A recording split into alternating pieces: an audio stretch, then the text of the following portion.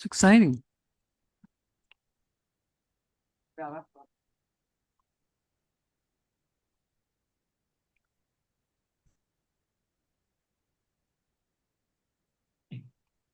Madam Mayor, it is 6:02 and we are live. Thank you very much, Madam Clerk. Welcome everyone to the City of Lake Worth Beach Utility City Commission meeting of Tuesday, October 28th, 2025. May I have the roll call, please? Mayor Betty Rush, Here. Vice Mayor Sarah Maliga, Live in living color. Thank goodness. Commissioner Christopher McVoy, I guess I'm live in living color too, but I'm present. Commissioner Mimi May, I'm here. Commissioner Anthony Segrich. Present. Thank you. Commissioner McVoy is going to lead the Pledge of Allegiance. Let's all stand. But before we do that, I just want to, Jamaica is getting hit terribly hard right now. And Vice Mayor Malega suggested, and I agree, that we just take a moment to think about them and to wish them the best and to think, oh my goodness, they're but for fortune. And we send them our best and hope we can do something more. I know Riviera Beach is doing something. Thank you. Pledge of Allegiance. Pledge allegiance to the flag of the United States of America, to the republic for which it stands, one nation, under God, indivisible, with liberty and justice for all.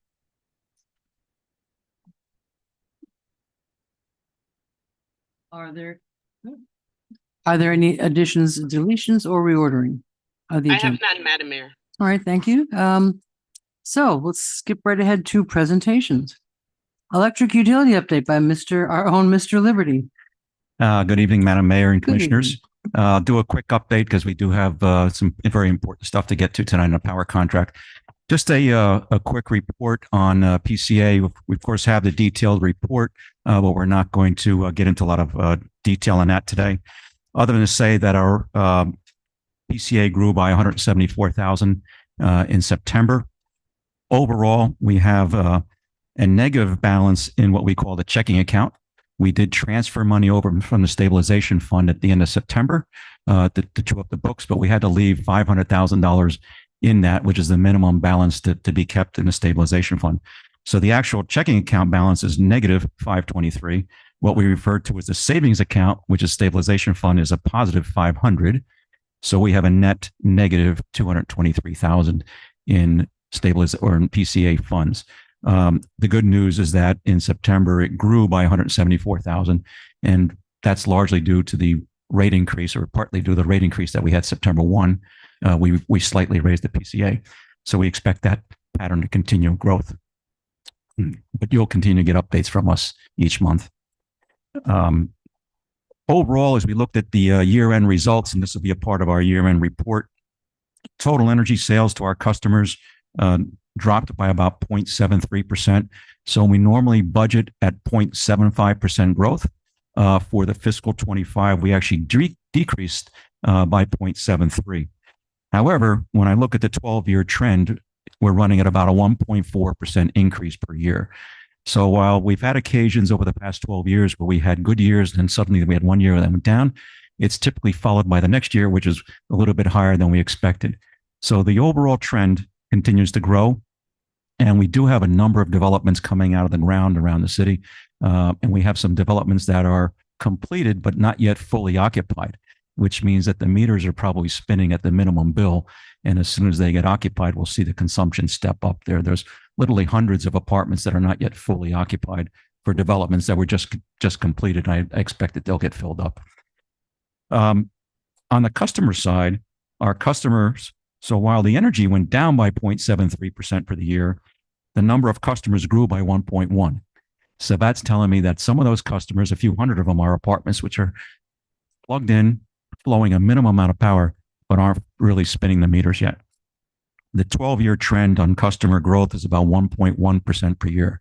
So big picture, customers growing, customer counts are growing by about 1.1% per year. And the energy that we send out to them is growing by about 1.4%.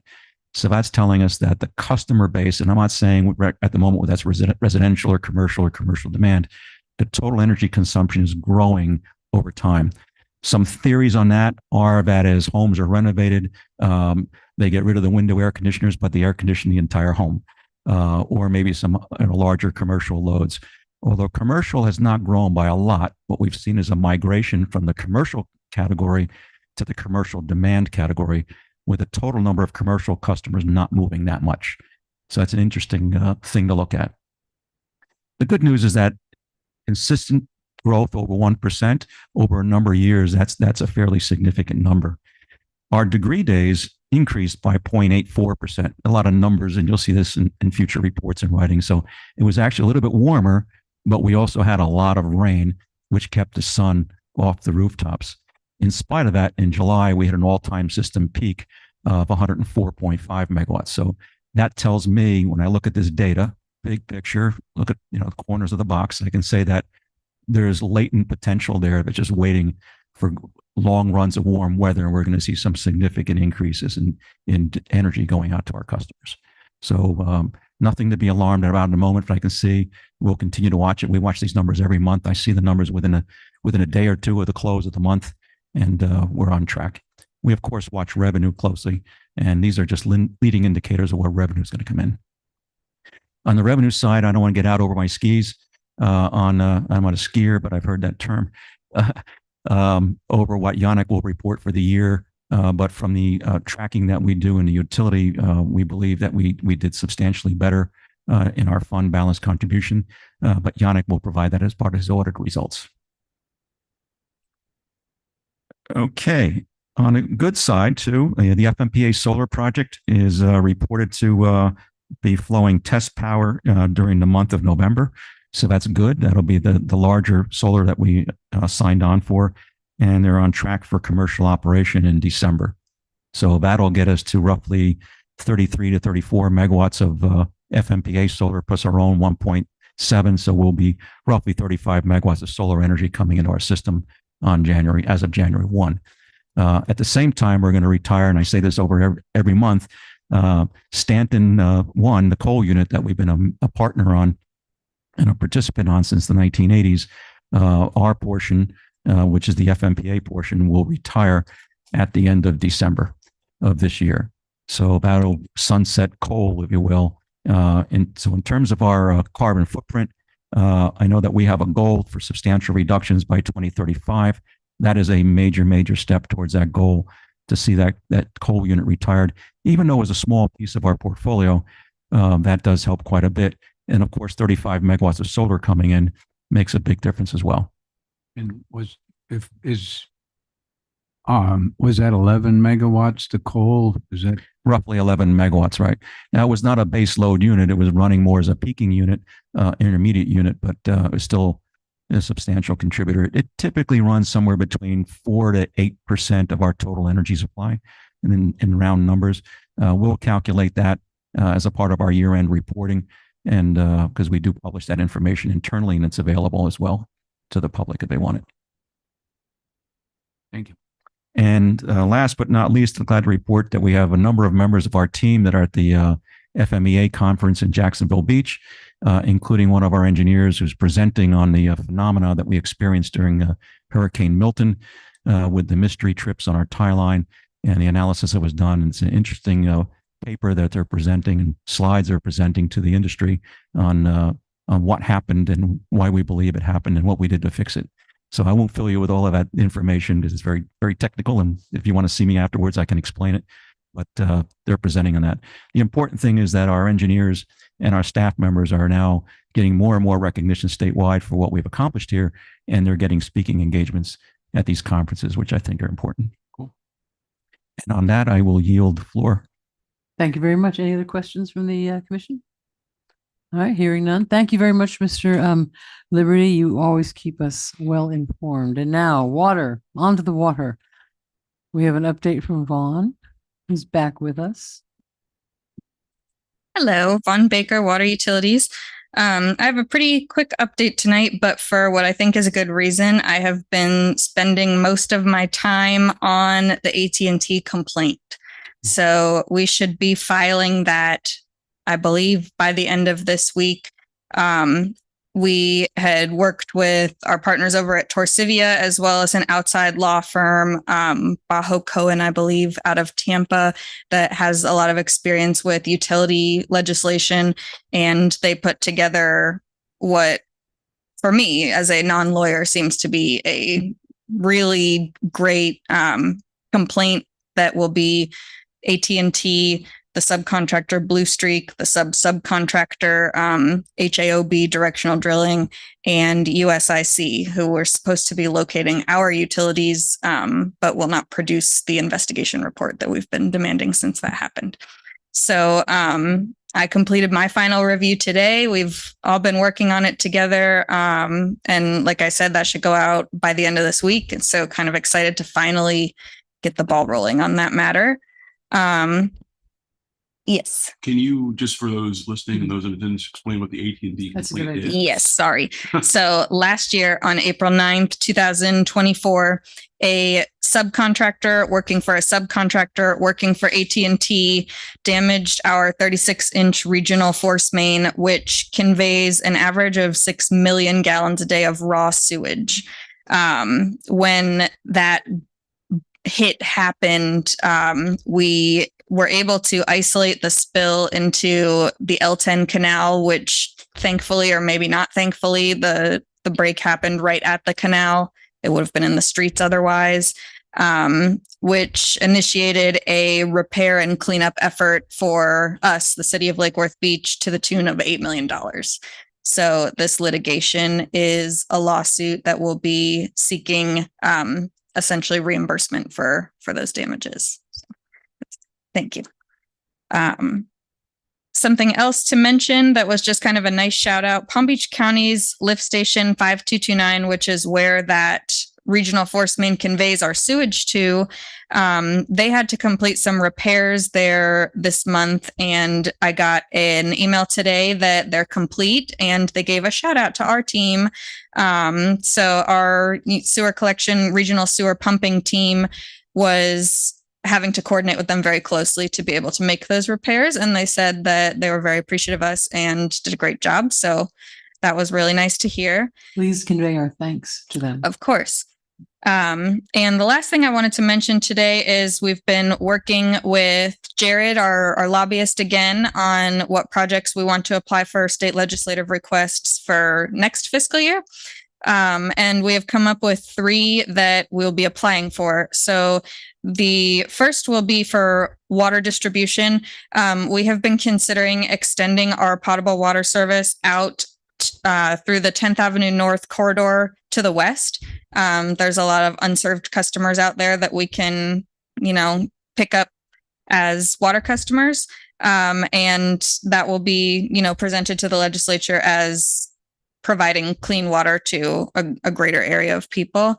The second 2 projects are both sub-regional sewer related. And our thought behind this is, since it's the sub-regional sewer system, we will be able to get letters of support from our 7 municipal partners. The first will be, actually, you'll see the request for this fiscal year on the agenda tonight. We have been trying to replace 1 pump at the master pump station per year. So it will be the 3rd pump, the next one coming down the line, essentially. They are 400 horsepower pumps. They come in on, a massive flatbed truck. You cannot switch them out without a crane. Mhm. So, and it costs, this year it cost $350,000. So next year, who knows what it will cost. We will be asking for a state legislative request for that, which would be half the cost of another one. And then lastly, we will be pursuing state legislative funding for the rerouting of Lantana's force main that we've discussed, that's related to the odors on South Palmway and South Lakeside. That's another project that it's very obvious we can have municipal partners that come together with us to request. Jared has made it clear that it's very important to show a regional impact of these projects rather than just, extremely localized. So that's something that we're looking forward to pursue. If we succeed with that, it may give us the opportunity to get started sooner rather than later. So those will be our 3 applications this year. and we're looking forward to pursuing this. Thank you very much. Of course. Appreciate it. Do good work. Good to have you back. Thank you. And I just see Blight. Oh, I'm sorry, Mr. Sabin. Thanks very much for that. I just have a really, really quick question. So in applying for that, for say South Palm Park, would it also help to have resident and citizen involvement Yes. in that? Yes, that's a question on the forms that I've been filling out this week is if there's any documentation of discussing it in meetings, which I know there's an active neighborhood association. I'll collect those meeting minutes. We'll take any public comments that have occurred in these meetings. All of that is very supportive of the application. Okay. So, for the folks listening at home and here in the audience, very important that we document these issues and continue to be vocal and continue to meet about it and so on, because this is the real fix, Mhm. right? So The permanent solution, if we yes. can get it sooner rather than later, that's a win for everybody. Yes, definitely. And one more thing to mention for that area of residences that experience the odor is we are still we're providing smoke tests. So please reach out if you haven't heard from our team yet. I know that our team was kind of making their way down the street, going door to door to offer the smoke tests. But please feel free to reach out to me directly as well. Miss May. Hi. Hello. So if the state legislative funding comes through, then we can pursue that project. But I don't want the people to have to wait that long. So is there a way to get it in do the project and then use the funding in arrears, or does it not work that way? The subregional fund is different in the sense that everything we do for the subregional sewer system is considered pay-go.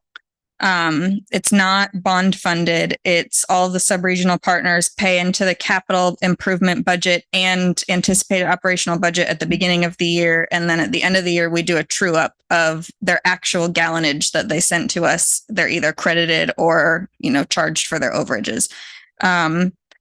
With it being pay-go, we will need the approval of the subregional board, all of the municipal partners that we have in that. To do the Lantana. Yes. Okay.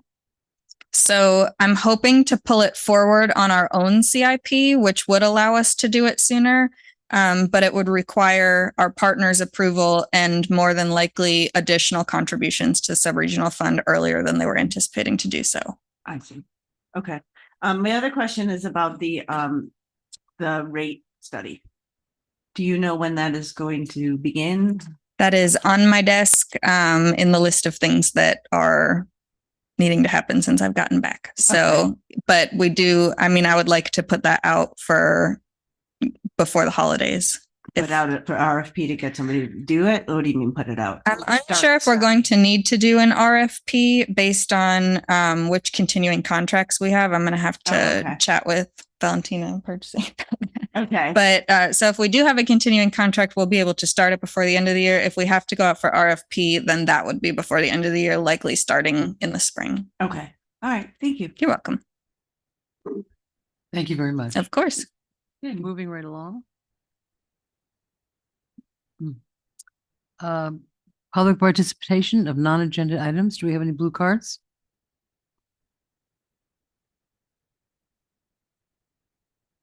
Thank you. Greg Richter, followed by Shel Rashkin, followed by Linda Brower. Oh. Picture's worth 1,000 words, so I wanted to show you this. I got this yesterday. This is my water bill, sewage bill. And let's see, it's a rather weird anomaly. Say, I'm not the only one. Anyway, Greg Richter, 1202 South Palmway. First of all, Please turn the mic on. Can't hear me? Oh, okay. Is it on now? Sarah, good to see your smiling face. Great to be here. Well, Greg Richter, 1202 South Palmway. What you have in front of me is the water charges that, I got yesterday. And if you look at, what I love about this bill is it, tracks your usage, for the year. And if you look in February, I had another, high usage, and we couldn't explain why. Actually, someone came out from the city, did an audit on my house, and we couldn't find anything. We couldn't find a reason why it was this way. It's just, that's what the meter said. At that point, and I actually brought a plumber in to just find if there's something to be found here. There wasn't. So I just kind of like, okay, I'm going to let this go. But then when I opened my bill up yesterday and I see it happening again, and now I monitor, like when I put water in my pool, because, and I do not have an auto leveler in my pool. So I know when my water's low, I put it in, it's not done automatically. So as a result, for the last month and a half, I have not put a drop of water in my pool. They hadn't, God's been handling that for me. In fact, I've been probably pumping more out. So I'm not looking for an answer tonight. I don't know what the answer is, but I got a problem and I don't think I'm alone. And I just wanted to share it with you, and let's see if hopefully we can find a solution to it. I paid my bill. Bill's paid, so it's not an issue. I'm not threatening anybody not paying the bill. So, but we got a problem, and I'd like to see something done on it. Could you hand one of those to Vaughn? I did. Okay, thank you. So anyway, thank you all. Thank you. Joe Rashkin.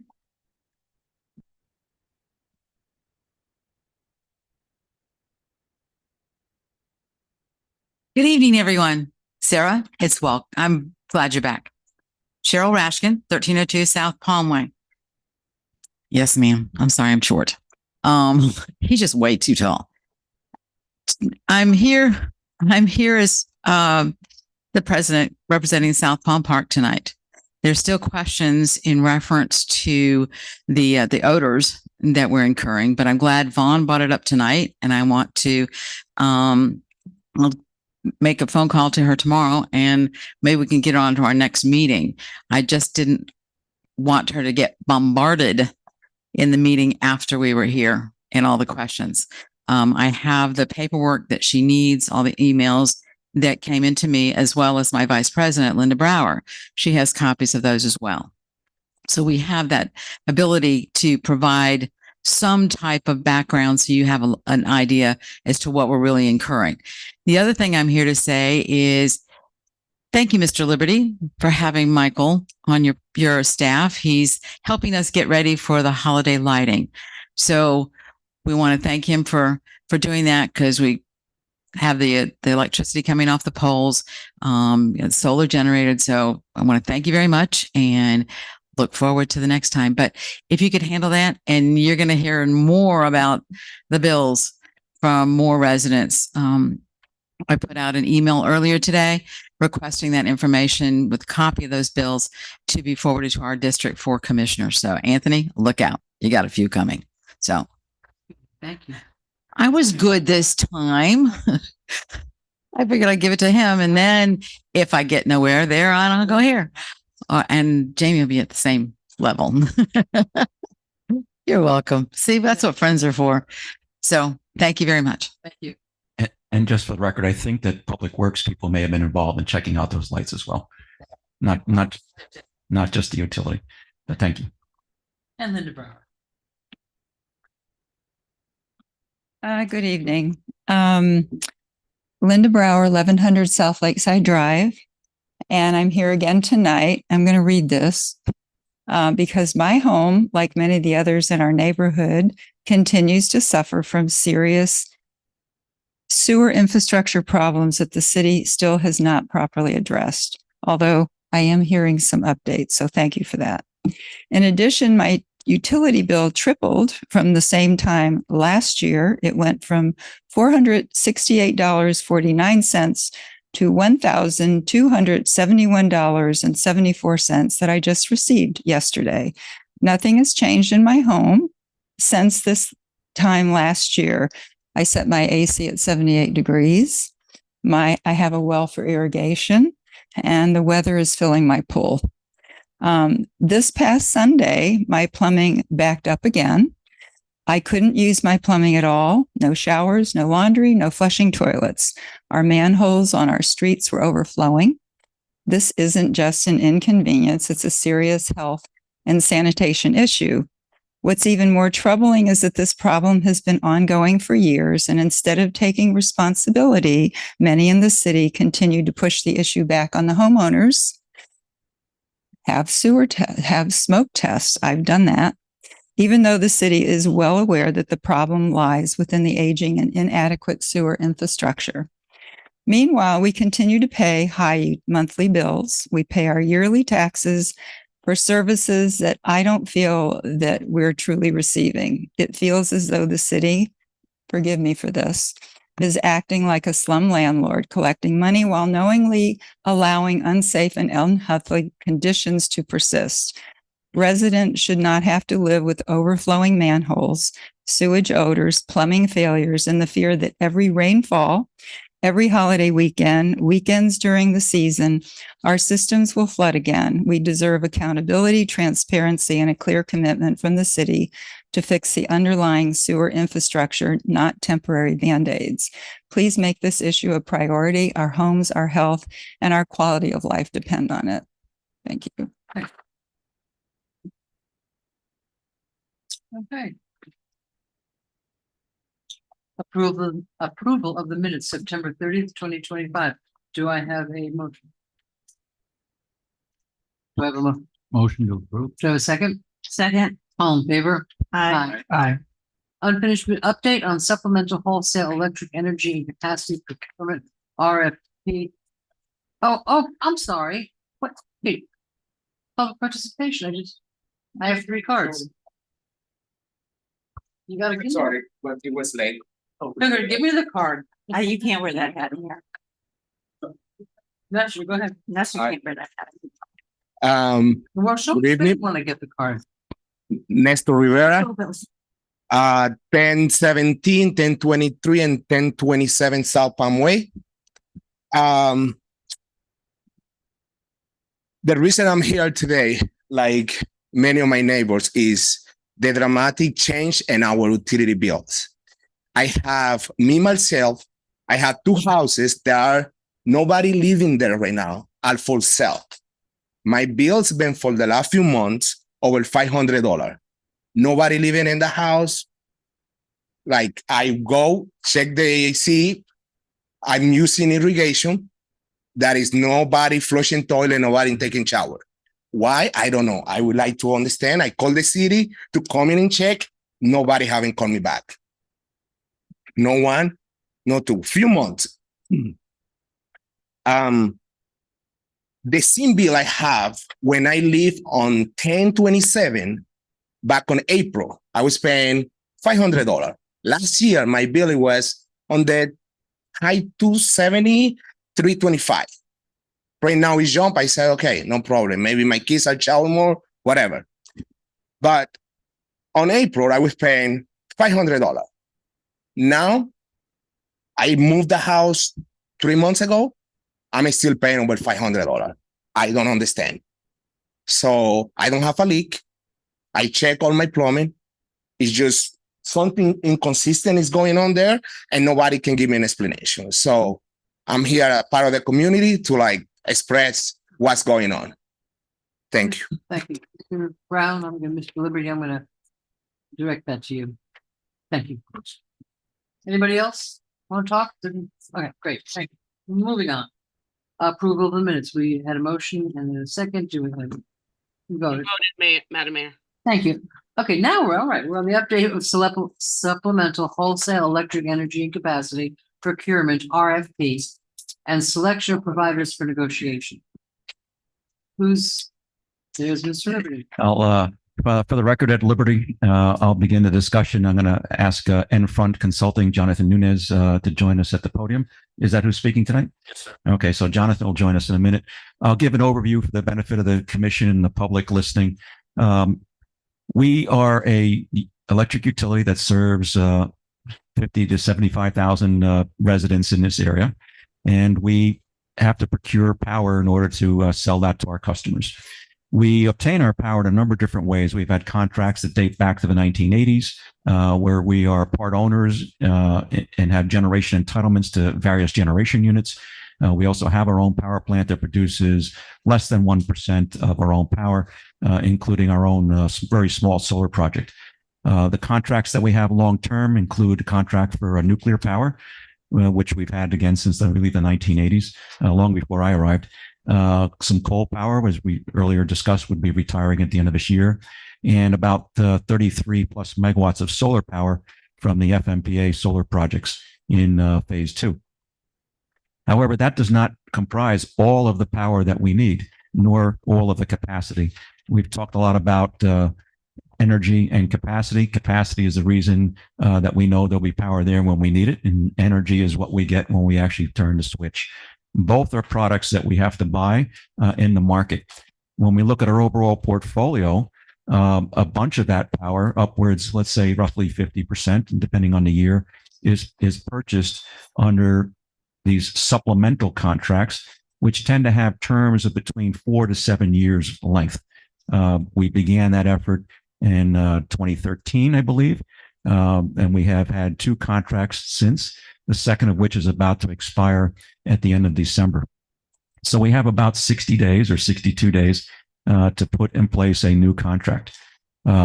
We retained, with your permission, we retained Enfront Consulting, which is expert in this area of the business, together with me and Brian King, our assistant director, to go through this effort of putting together a bid or an RFP, issuing that to the parties that were most likely going to be able to be responsive. And we got that right. And they've provided their bids. What you're going to see tonight in this presentation from Enfront, from Jonathan Nunez, is a summary of the bids, and we refer to them as bid 1, bid 2, and bid 3. And we'll walk you through the relative pluses and minuses of each of those, and then ask you to point us in the direction that you would like to see us pursue as policymakers. We do need a decision from you tonight. We've got a tight time frame, so literally tomorrow morning, we will be on the phone and kicking things off with the selected bidder. So at this point, I'm going to ask Jonathan to join us. You do have slides in front of you, and we do have them on the screen, and these will be a part of the record.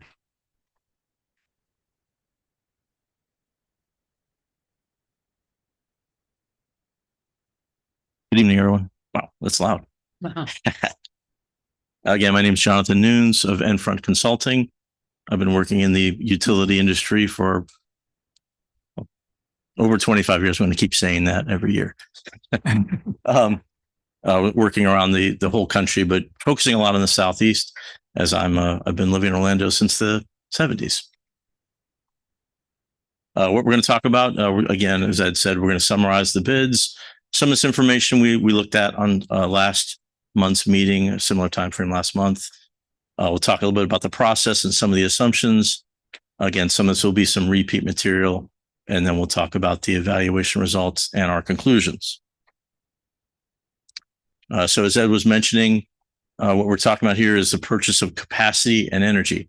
Capacity is kind of like, as Ed said last month, the analogy was that's the car that you buy to be able to drive. Energy is what you're getting out of that car by putting fuel in the car. So what this summary is trying to convey is what these different bids look like, how the capacity and energy is determined, and what the rates look like, or how the costs are determined, basically. Generally, the bidders have asked the parameters of these bids to be kept confidential, so that's why that information is not shown on the slides. But I think a couple of the key things to focus on here is that bid 1, as I said last month, is most like your current arrangement with OUC. So Lake Worth Beach makes the nominations for how much of different capacity products you want to nominate to best make up your power supply. And so bid 1, bid 2, and bid 3 have some differences in how those capacity and energy amounts are determined. Bid 1, again, is based on nominations that the city would make, whereas bid 2 and bid 3 are specifically meet your net requirements above your resources. You have some nuclear capacity. You have a lot of solar that's coming on over the next month or two. And you also have your gas turbine, your GT2, which is your local resource, which does not run very much, but is a valuable capacity resource. And so again, bid 1 is most like the OUC contract. Bid 2 and bid 3 are both just providing your net requirements above your resources. One of the key things about bid 3 is that your your demand determination is not based on a particular time of the month. It's going to vary looking at what is your maximum net demand in any hour for the month. And that's going to be something we're going to keep coming back to throughout these slides. And further, bid 3 reflects a ratchet. And what is meant by a ratchet is that anytime your net demand that's determined that month could hold for many months after that. It's the maximum over a 12-month period, basically. So we're going to come back to that multiple times. And then the energy pricing basis for all of these, which we asked of the bidders, is based on what's referred to as a heat rate index. So it's indexed off of the price of natural gas times some multiplier, and that's the heat rate, is that multiplier. So it's establishing the energy pricing based on the cost of natural gas and that heat rate index. The other key issue here on bid 2 is that it requires you to give up your transmission rights with FPL, which we believe is a key risk that we're going to want to consider when we make that sort of decision, which we'll certainly come back to that throughout the slides as well. Feel free to ask questions whenever they come to you, or if you'd prefer, we can hold the questions till the end. Lights on. Mr. McBoy and Ms. Malega? Can you talk a little bit more about the capacity determination and the differences between them? Looks like 1 and 2 are fairly similar, except that I guess 2 is not nominated monthly, but correct. And 3 looks like it's fairly different, but I'm not sure I 100% understand the description. Sure. Yeah. So bid 1 and 2 are essentially looking at your own peak demand. Like let's say on a typical summer day, you might peak at 5 or 6 p.m. on one of your hottest days of the year. Bid 1 and bid 2 would think about what your resources need to be to meet that peak at that specific time. And that would be how either you would nominate your own capacity, and that would be how bid 2 would determine the demand amount that the provider would need to make available to you. Whereas for bid 3, the demand determinant could be that hour ending 5 or 6 p.m., or it could be a later hour where you have a lot less solar. It's the maximum net need. So let's say at 5 p.m. you have solar that's highly available, but at the very next hour, 6 p.m., you have very little solar. It's that net demand in that hour ending 6 p.m. that would become your peak demand determinant under bid 3. And they choose the hour, or? Well, the hour would be based on that maximum that they would be providing. What the meter says. Yeah, exactly. Based on your meter. Where we went. And exactly. Yeah. A little bit of a question, that determination of the demand at the peak hour, that's retrospective. You don't know that in advance. So is that's that correct. Used for the next month, or are they doing this month's nomination based on, say, last year's? There would always be a sort of starting value, like presumably, parts of the year the demand is going up, parts of the year the demand. Sure, yeah. So that value will be determined going into the contract based on a value that they would expect, and at some point during the summer that would be reevaluated. So we have provided all of the bidders years of detailed hourly data. So they know exactly when our peaks have occurred in the past, and it's a very repeatable pattern. It's weathered, and it follows a very tight bandwidth. So, for example, under the current contract, we nominate how much capacity we need a month in advance of when we need it. We make that nomination. What Jonathan is trying to explain is that under that other mechanism, we will get billed for whatever we actually use, and that becomes a ratchet, and that amount stays in effect for quite a while before you set a new ratchet, either higher or lower, which could be a year. It's a rolling year. That's correct. A rolling year. So that's kind of weird, because you know that it's seasonal. So if they set the ratchet at our highest month, which would typically be the case, 6 months roughly, we're overpaying. In theory, you could be overpaying. If they set the thing that at, say, January, February, we think out like bandits. Right. But You'll That's you'll right. see the effects of that using actual historic data. If you applied these contracts, these proposals to our historical who experiences. decides which month they use to start the ratchet? They Well- do or we do? It wouldn't be a particular month. It would be a value that would be predetermined based on, as that Experience. suggested, your historical load. So for example, we've determined that that beginning would be 53 megawatts. That's subject to some negotiation, I suppose, but that value is probably pretty reasonable. And then once you get into the summer, that value could be reset at some higher or lower value. And remember, the nomination is what we need minus what we have, what we bring to the table. So it's the net that we're working on, plus reserve requirements, which are 15%, plus transmission losses and all that kind of stuff to get it here. Okay, still not necessarily clear to me which is the better way to go, but Well, one way is, all of three a little yeah, bit. yeah, you'll Yeah. see it as we get further on, and hopefully, Okay. One seems to make more sense. Ms. Malega? Thank you. My question is on the energy pricing basis, heat, the first one for bid one, heat rate index by tier. Right. what is that? It's the tiers. Yeah. So those tiers, there's a base and an intermediate product. Who determines what tier we're in and at what time and how often does that change? You would determine how much you would want of each tier, and then depending on what your load level is, the energy would be sort of dispatched in a sense based on the amount of the product that you bought. It's priced differently. So how come the one next to it isn't, they're not doing it by tier, they just have, Because it's sort of a single product. so it's just a flat line, Correct. clear as mud. So think of the tiers. I often use the example of a fleet of taxi cabs. Let's imagine for the moment that you owned a fleet of taxi cabs, 10 different cabs, all of different ages and vintages. And at one end, you have one that's a 1983 Crown Victoria, gets 7 miles per gallon now, right? Whatever. And at the other end, you have a Prius that gets 55. Well, you probably want to run the 55 mile per gallon device all the time. But as the load increases, that vehicle is fully used up. You got to use the next one next. The goal is to run that early 80s, Crown Victoria last, right? So as you go up in tiers, you go from the tiers of base load to intermediate and then to peaking.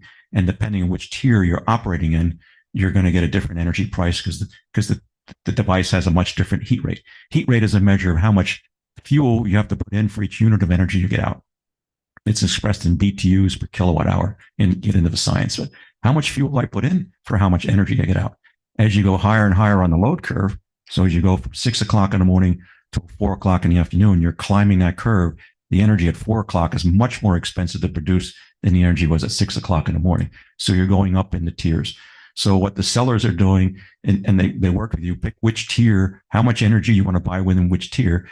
It's easier for us to do because our load curve is very predictable, very repeatable, day to day, month to month, season to season, year to year. It might go up by 1% per year. We just talked about earlier, right? Except for the year when it goes down slightly. But it's very predictable. So we have to nominate which tier and how much we want to buy from. So is that an easier thing for staff to figure out and do versus bid two, where it's just a flat heat rate index? Yes, we've been doing it for a number of years, and that's how we drove upwards of almost $9 million a year in savings starting in 2019 by working this process very, very closely. So that's something that Assistant Director Brian King works on very closely with our consultants over the years, and we've gotten into a very good pattern, and we've gotten pretty good at it. Thank you. Thank you, Mr. Sigridge. What are the risks for us of giving up our FPL transmission rights? Yeah. So basically what that gets into is that, you have rights to get energy delivered over FPL's transmission system. You have those rights that you bought into many years ago and that you agreed with FPL to have that access. Some years from now, if we were to go with bid two, you would be required to then reapply for those rights. And depending on what the supply and demand conditions are in the area and what kind, like supply and demand of electricity, basically, and what the infrastructure looked like in the area, that could be a fairly expensive proposition, particularly on a cash flow basis. You would make an upfront payment to FPL to reestablish those rights and to fund transmission system improvements that they might make, that they might be required based on their modeling. And you would then get your typical sort of transmission service from FPL. That would be credited back to you over time, but that can be credited back to you over many years. So that could be a significant cash flow consideration for the city. So we could be trading lower prices in the short run for a big ticket item in the long run. That's exactly the case. Is there any implications on our second tie line? I know we just got good redundancy. Is that involved with this as well? No, it would not be. Think of the tie lines as simply as the places where we connect into the FPL transmission system. And this concept works nationwide. So think of the transmission system as I'll use a crazy analogy. I like analogies, a big bowl of pasta. That's the transmission system. It's all jumbled, right? And we have the network transmission service to move our power from one end of the pot to the other end of the pot. And we don't know which strand is going to take, but we have rights to move it through that. So if we then come back in, they could argue, and utilities argue this very successfully over many, many years before FERC, that the improvements that need to make to that system to make sure that power can get to you, you would have to pay for those improvements. I think the obvious question then becomes, well, how do you estimate what that could be? We can't. We don't know what improvements they may state they need to make. Our interconnection is still there. It's what has to happen between our interconnection and the source of the power that has to change to accommodate that load. We do similar concepts with our customers in the contribution to construction. When they connect a new building or new facility, they pay for the cost to interconnect and any improvements that might need to be made. Usually it's just the cost of the interconnection, but it's a similar concept. Mm-hmm. Thank you. What benefit would there be to the city to agree to that? It would certainly be a significant risk to the city. Yeah. And significant. It just makes no sense. However, on an annual basis, it would be a little over, when we get into the pricing numbers, you'll see it's a little over $1 million per year benefit from an immediate cost perspective. So over a 7-year contract, let's say then you would have saved $7 to $8 or $9 million over that period. We have no idea that would be the amount of money we would need to reestablish our network transmission service. Sort of given a plan B. You gotta start from the beginning again. Conceivably. That's conceivably. So it is a low number when we owe to show it to you, but you would have to decide if that's a risk you would want to take. How much risk do we take with our citizens' money? Mr. McBoy? So if I understand, to follow up a little bit on that one, on the bid 2 FPL transmission rights, do we adjust what we pay them each year, or do we have a contract that we're going to pay them this amount a year for the next 5 years or 7 years or 2 years, or what do we do currently? We pay a monthly transmission rate, which is based on our contribution to the coincidental peak. So whatever their system peaks at, how much do we contribute? We take that percentage, which is a rounding error in many calculations, times the transmission rate, and that calculates what we pay in terms of a transmission bill for the month. But this cost in particular would be a separate cost. That's what or a separate charge. What Mr. Liberty just described is how we paying for the actual usage. Yep. Is there a payment that we make for the privilege, sort of a capacity concept that, hey, we've bought some space on your pasta bowl, on your wires. Do we pay that separately? And is that what we would be giving up if we went with that bid? No, that's buried in the existing rate. It's been built into their rate base over many, many, many years. So it's an underlying cost. It's like, we got on the boat before all the other improvements happened, and we paid for the incremental improvements over the years. So then if we basically step out and they need to make more improvements, which they certainly will over the next 7 years, then we'll have to basically buy back in. The way that works is we buy in. Let's say, for argument's sake, it was $9 million or whatever it happens to be. We have no idea what it could be. We would front that money. We'd have to come up with the $9 million, and then we would get transmission credits. It would be paid back to us because the cost would ultimately be passed on to all of the customers, but we have to front the money and then get it back. So in theory, we could then have a significant issue where we have to come up with a lot of capital in a hurry, which I know Yannick would not like to have to go do, to find, potentially millions. We have no idea what the number could be, to basically reestablish the rights. And just to get a I mean, in theory, if there is a significant savings during the course of this contract with bid two, let's say it saves 9 million, and let's say the re-entry cost is 9 million, you could say, well, set that aside in the rainy day fund and plan to pay it at the end. In theory, that could happen, except that we don't know that it's 9 million. It might be a lot. Correct. And I think in our discussions, you mentioned that if there's a changing electric usage, demand and supply situation, which people paying attention notice, artificial intelligent data centers are a big thing. I have no idea whether anybody's planning any in Florida, but they certainly could. That is a big jump on the system and could generate transmission concerns that could raise that price. There was another issue that I wondered that our discussion, you'd mentioned, maybe you want to bring it up, that when we get to the end of this contract, whoever's here in 7 years or so, as we're looking at that point to see who wants to supply, does the person, if it was bid two and they have the rights, do they have a foot in the door differently than somebody else bidding that then kind of constrains our options differently than if we don't do that? I think that's worth us understanding. Yeah. They would certainly have an advantage at that point, not because they would get paid more money necessarily, but because they know what our alternative could be very expensive. We don't know what that landscape looks like in 7 years, who the bidders will even be in 7 years, whether there'll still be players in the market. Okay, let's keep going. Sure. Yeah. And as we go through the slides, I think we'll start to hear some of the same sort of concepts. So it should come a little easier. I think we talked a good bit about the bid evaluation process previously. Just describing how we're going about coming up with the estimated power costs over the projected 7-year period for bid one, bid two, and bid three. In addition to running sort of a base case where we look at a particular load shape and solar production profile. The load shape is, the Lake Worth load from hour to hour, day to day, and the solar production profile. We look at expected future natural gas prices and sort of a typical operation of your resources with no major outages of your resources under sort of a base case condition. Then we also looked at some sensitivities. We looked at higher and lower natural gas prices, which we know have been very volatile over the last couple of decades. We're looking at different load and solar production profiles, which those are key. And we also want to consider the possibility of an outage, an extended outage perhaps, of your GT2 resource.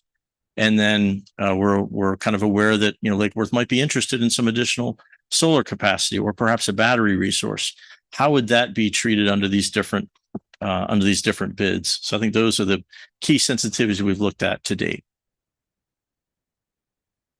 Looking at solar production, what this chart is providing is an estimate of your solar production from all of your solar entitlements. The local Lake Worth solar of a couple megawatts and the 2 FMPA entitlements, one of which, again, as Ed mentioned, is just coming online over the next couple of months. And what this chart is showing you is, on average, how much solar are you seeing at the time of your actual peak demand, and how does that vary looking at the period 2016 to 2024? Obviously, Rice Creek and Whistling Duck have not been online for those historical periods, so we relied on estimates using a National Renewable Energy Laboratory tool that allows us to estimate solar production at pretty much any location across the United States. A really useful tool for us for simulating the potential solar production at a particular site. And what this is kind of showing you is, number one, everybody knows solar is intermittent. It varies based on the irradiance conditions at a particular site. The FMPA resources are tracking solar, so they do tend to track with the sun. So we're still getting pretty good output at the time of your typical summer peak, which is going to be 5 or 6 p.m. On one of your hottest days of the year. But there's a lot of variation around both the time at which you peak and the output at the time of the peak. So if you have a later peak, 6 p.m., for example, you're going to have less solar. In the winter months, you're typically going to be peaking at some pretty poor times of the day for solar production. So you're not going to see a lot of solar. And how that plays into these different bids really comes out when we look at sort of the numbers. So if you can think about, the bids that rely on your output at the time of the peak, this is what you're going to be kind of seeing versus that bid 3 that relies on the maximum net demand, net of your resources in any hour of the day. So like the example I brought up earlier, where you might peak at 5 p.m. and have a lot of solar, but then at 6 p.m. the load hasn't gone down that much, but solar might have be much, much lower. So you might see a much higher demand value under bid 3 than bid 1 or 2, for example.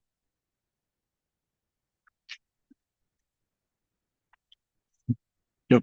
I'm a little surprised at the shape of the curve following the circles, that it's not smoother, following basically the irradiance. But I'm guessing what you would tell me is that that's because you're taking a quite smooth picture of the annual cycle of the irradiance, length of the day, basically, and intersecting that with the time of the peak. That's and then right. It gets a little squirrely. Yeah, that's right. Yeah.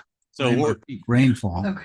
Yeah, ordinarily we'd be looking at how much energy you're getting out of solar. That's probably going to be much smoother, the amount of energy you get out of solar from month to month. But in terms of the amount you get at the time of your peak, again, it's going to vary because of cloud cover. It's going to vary because of when you actually peaked.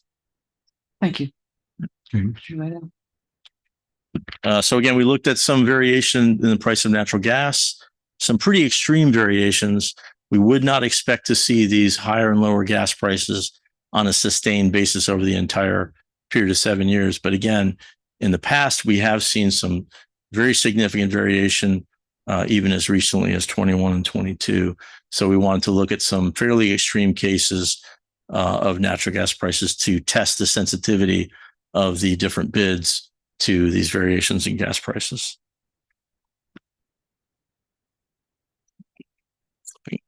Too far here.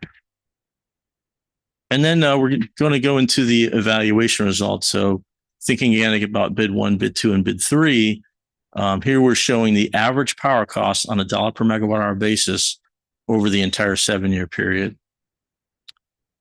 So as we can see, bid 2 appears to be the lowest cost by a pretty considerable margin. You can see the average annual power costs. Again, this is just for this partial requirements or this supplemental arrangement power costs on a year-to-year basis. So bid 2 comes in the lowest. As Ed said, there's about perhaps $1 million or so at play among these different bids. One of the reasons why bid 2 comes in so much lower is because there's both lower demand and energy rates than bid 1. And then bid 3 comes in a little bit higher, generally because there's higher demand costs. And again, it's that 12-month ratchet, the thing we talked about, where your peak demand is going to be set for the entire year, perhaps. And until that 12 months is up, then that ratchet sort of resets. But that generally gives you a higher demand amount in every year of the period. So you can see that the blue value in bid 3 is significantly larger than the other 2 bids. But then the orange portion there, which is energy costs, is significantly lower. But overall, bid 3 is the highest of the 3 bids, followed by bid 1, and then bid 2 is the cheapest of the 3. But again, it requires you to give up those FPL network integration service transmission rights. Went to the last page. And then just translating that to what that looks like from year to year. This is the time series of projected average annual power costs across the range of 7 years. Again, showing bid 2 being the lowest of the 3, recognizing, of course, that you're taking on that risk of needing to reestablish those transmission rights at the conclusion of the term. And then, bid 1 being the next cheapest, and bid 3 being the most expensive, but also recognize that bid 1 and bid 3 are very close.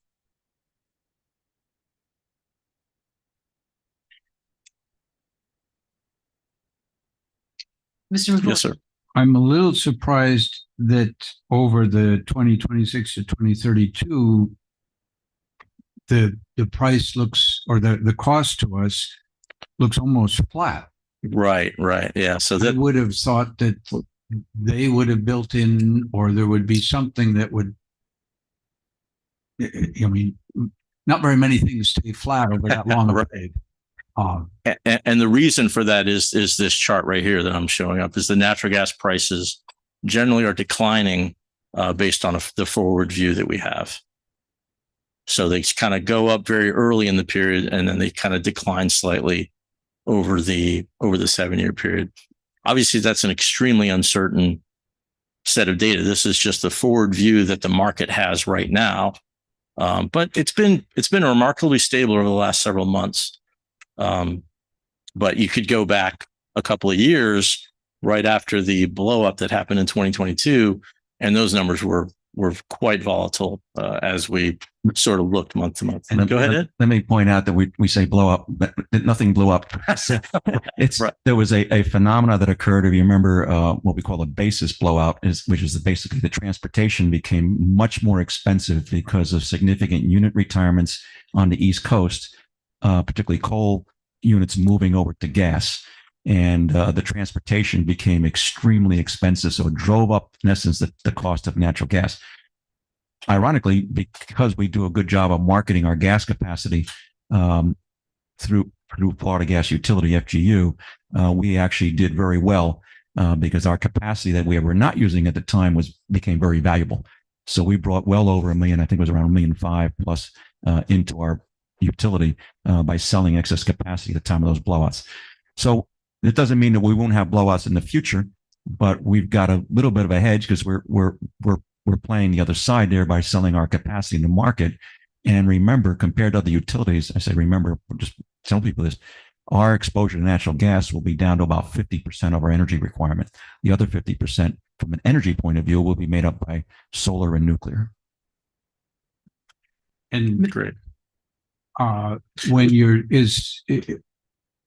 is that the Hudson or something, or the price of the gas? Henry Hub. That one. Henry Hub would look fairly similar to this, I think. So, but this includes the basis, Correct. the delivery charge. I mean, Henry Hub prices went up dramatically in 2022 and 23 as well because of the Ukraine war. Right. Was one of the big issues happening there. A fear of liquidized natural gas being expanding and us exporting a lot more gas. So again, it was just a market view, if you will. Thank you, Ms. Malega. Thank you. So I kind of jumped ahead just to the next slide. Yeah. I have a question. When I look at the evaluation where it says most sensitivities versus all, but you didn't list out under bid one, which sensitivity those were? There are some slides in the appendix that give you some ideas about what that might look like. So for example, bid one and bid two would probably not do very well under high natural gas prices because bid three, if you remember, was much more heavy on the demand charges side and the energy costs were lower. If you remember that from. But on bid two, it's all sensitivities where bid one is most, but you didn't separate which sensitivities.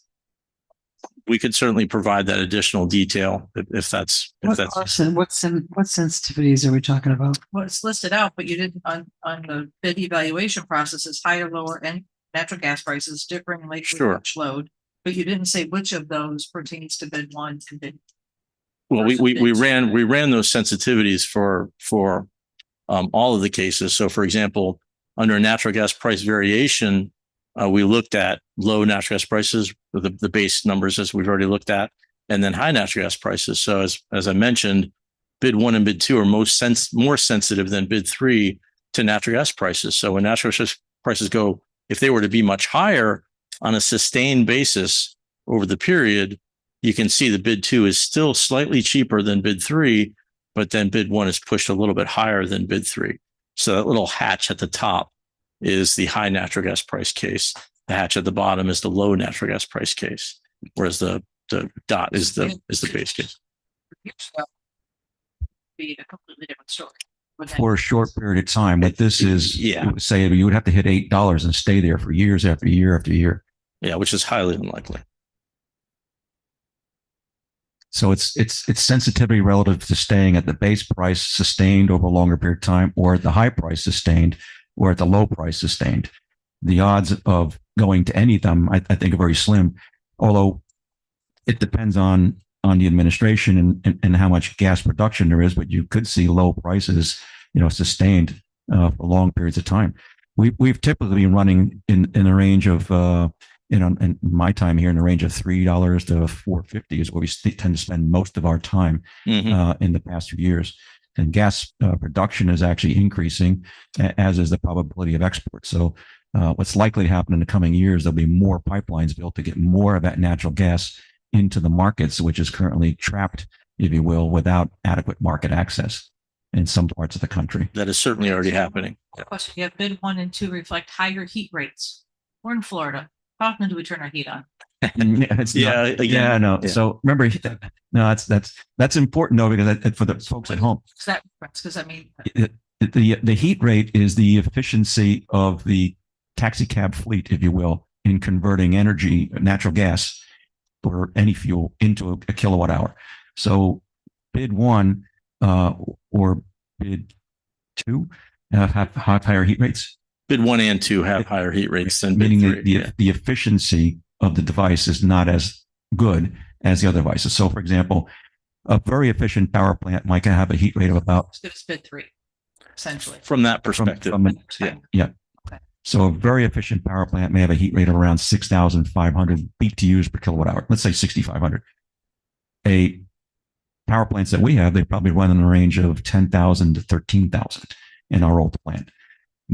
So depending on the fleet that particular bid represents, they may be more efficient than the other. Mr. Segridge.